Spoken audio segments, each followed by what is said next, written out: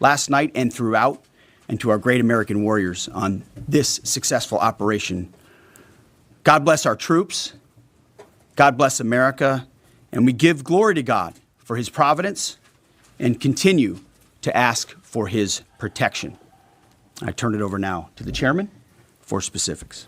Thank you, Mr. Secretary. Thanks for recognizing all of our folks out there doing our nation's work, and nice to see everybody on this early Sunday morning. Last night on the President's orders, U.S. Central Command, under the command of General Eric Kurilla, executed Operation Midnight Hammer, a deliberate and precise strike against 3 Iranian nuclear facilities. This was a complex and high-risk mission carried out with exceptional skill and discipline by our joint force. I want to thank every service member, planner, operator that made this mission possible. Their actions reflect the highest standards of the United States Armed Forces. This operation was designed to severely degrade Iran's nuclear weapons infrastructure. It was planned and executed across multiple domains and theaters with coordination that reflects our ability to project power globally with speed and precision at the time and place of our nation's choosing. This was a highly classified mission with very few people in Washington knowing the timing or nature of this plan. I'll refer you to the graphic on the side as I walk you through some of the operational details. At midnight Friday into Saturday morning, a large B-2 strike package comprised of bombers launched from the continental United States. As part of the plan to maintain tactical surprise, part of the package proceeded to the west and into the Pacific as a decoy, a deception effort known only to an extremely small number of planners and key leaders here in Washington and in Tampa. The main strike package, comprised of 7 B-2 Spirit bombers, each with 2 crew members, proceeded quietly to the east with minimal communications. Throughout the 18-hour flight into the target area, the aircraft completed multiple in-flight refuelings. Once over land, the B-2s linked up with escort and support aircraft in a complex, tightly timed maneuver requiring exact synchronization across multiple platforms in a narrow piece of airspace, all done with minimal communications. This type of integration is exactly what our joint force does better than anyone else in the world. At approximately 5 p.m. Eastern Standard Time last night, and just prior to the strike package entering Iran, a U.S. submarine in the Central Command Area of Responsibility launched more than 24 Tomahawk land attack cruise missiles against key surface infrastructure targets at Esfahan. As the Operation Midnight Hammer strike package entered Iranian airspace, the U.S. employed several deception tactics, including decoys, as the 4th and 5th generation aircraft pushed out in front of the strike package at high altitude and high speed, sweeping in front of the package for enemy fighters and surface-to-air missile threats. The strike package was supported by U.S. Strategic Command, U.S. Transportation Command, U.S. Cyber Command, U.S. Space Command, U.S. Space Force, and U.S. European Command. As the strike package approached Fordo and Natanz, the U.S. protection package employed high-speed suppression weapons to ensure safe passage of the strike package, with fighter assets employing preemptive suppressing fires against any potential Iranian surface-to-air threats. We are currently unaware of any shots fired at the U.S. strike package on the way in. At approximately 6:40 p.m. Eastern Standard Time, 2:10 a.m. Iran time, the lead B-2 dropped 2 GBU-57 massive ordnance penetrator weapons on the first of several aim points at Fordo. As the President stated last night, the remaining bombers then hit their targets as well, with a total of 14 MOPs dropped against 2 nuclear target areas. All 3 Iranian nuclear infrastructure targets were struck between 6:40 p.m. and 7:05 p.m. Eastern Time. Again, that's about 2:10 in the morning local time in Iran, with the Tomahawk missiles being the last to strike at Esfahan to ensure we retain the element of surprise throughout the operation. Following weapons release, the Midnight Hammer strike package exited Iranian airspace and the package began its return home. We are unaware of any shots fired at the package on the way out. Iran's fighters did not fly, and it appears that Iran's surface-to-air missile systems did not see us. Throughout the mission, we retained the element of surprise. In total, U.S. forces employed approximately 75 precision-guided weapons during this operation. This included, as the President stated last night, 14 30,000-pound GBU-57 massive ordnance penetrators, marking the first ever operational use of this weapon. I know that battle damage is of great interest. Final battle damage will take some time, but initial battle damage assessments indicate that all three sites sustained extremely severe damage and destruction.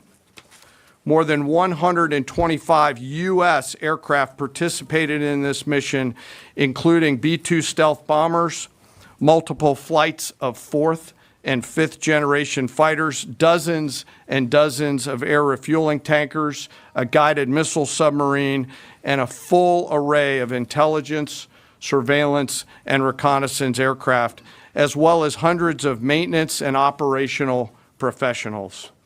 As the Secretary said, this was the largest B-2 operational strike in U.S. history and the second longest B-2 mission ever flown, exceeded only by those in the days following 9/11.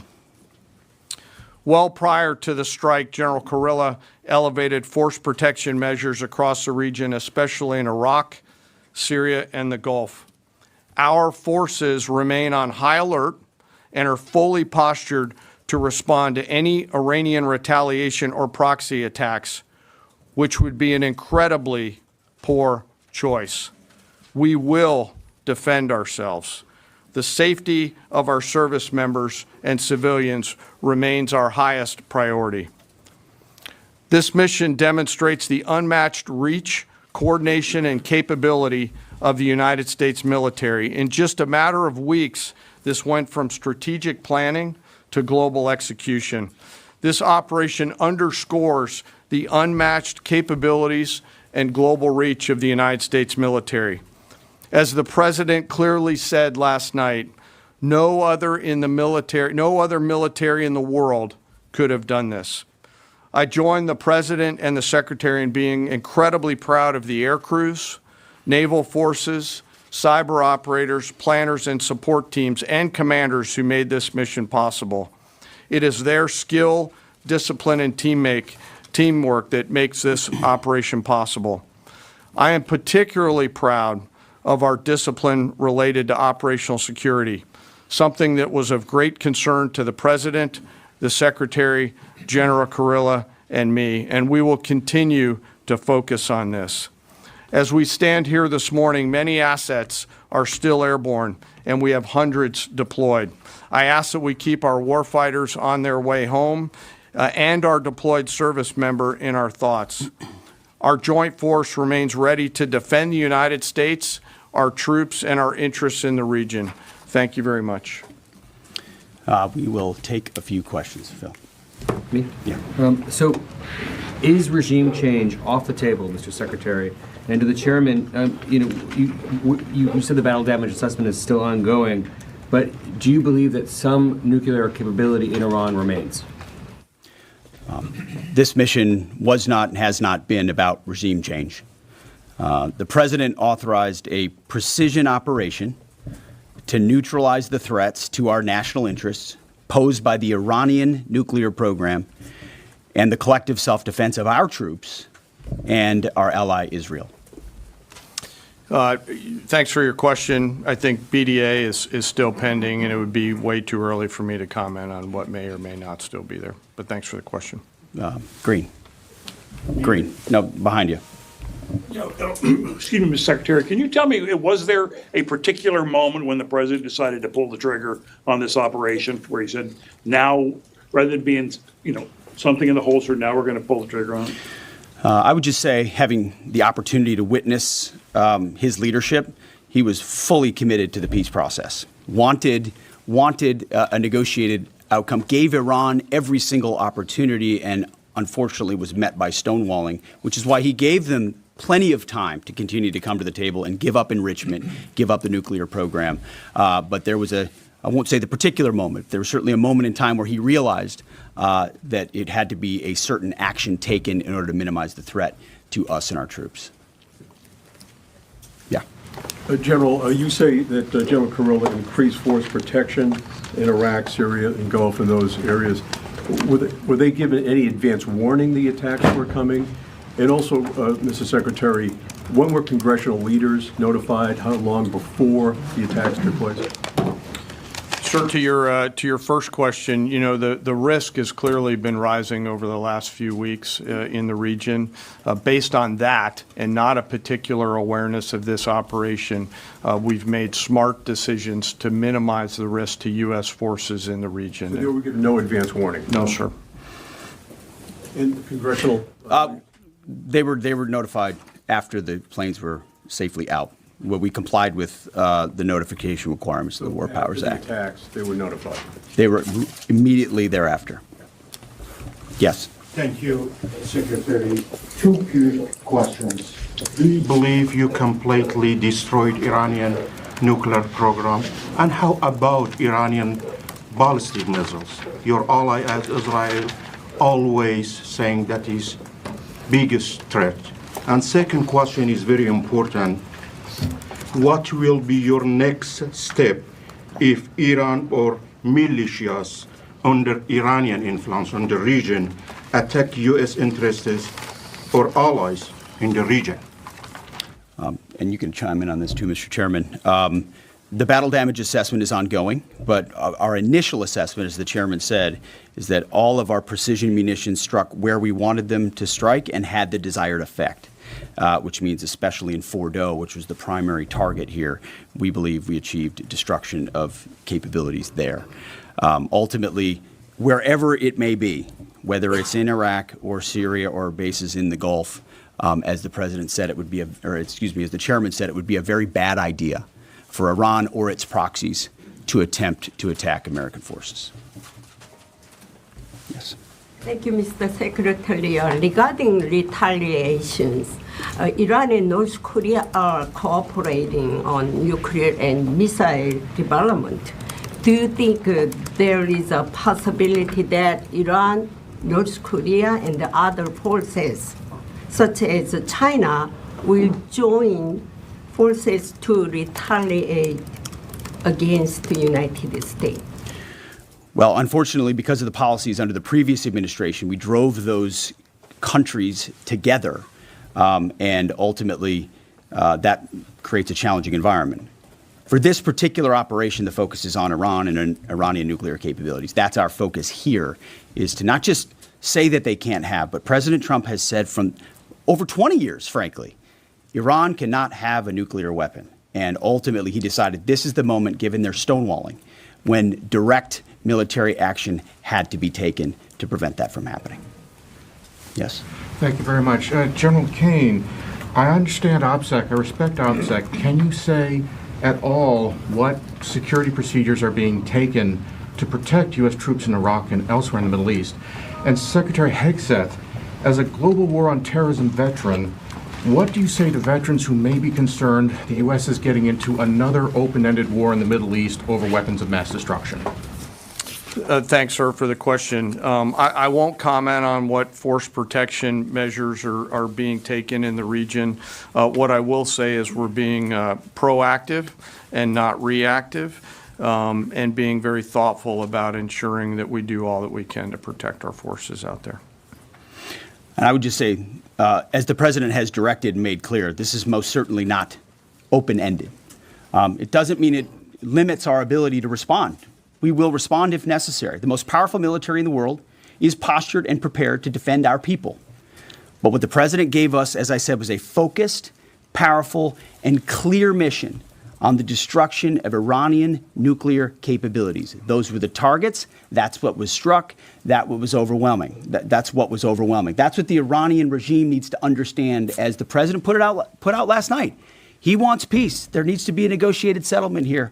We ultimately demonstrated that Iran cannot have a nuclear capability. That is a very clear mission set on this operation.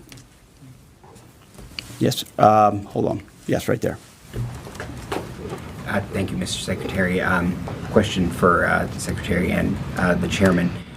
How was this strike coordinated with the Israelis on a strategic level, militarily, and on a tactical level? Was there any direct Israeli military participation in this operation?